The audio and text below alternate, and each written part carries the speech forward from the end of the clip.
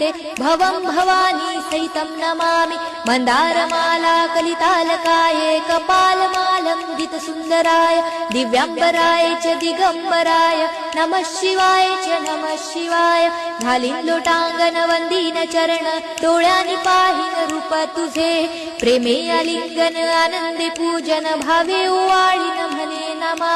त्वमेव माता पिता त्वमेव बंधु सखा त्वमेव विद्या द्रवणं